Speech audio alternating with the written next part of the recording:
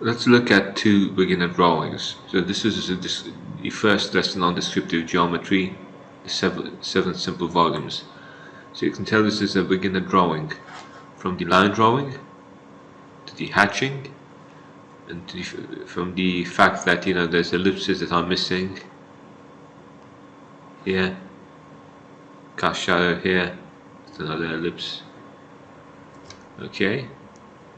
There's nothing more to it. It's a beginner drawing. You need to go through the stage in order to evolve to where you need to be. Right, and this is a beginner house drawing. It's full of perspective mistakes. It's symmetrical. Always avoid symmetry.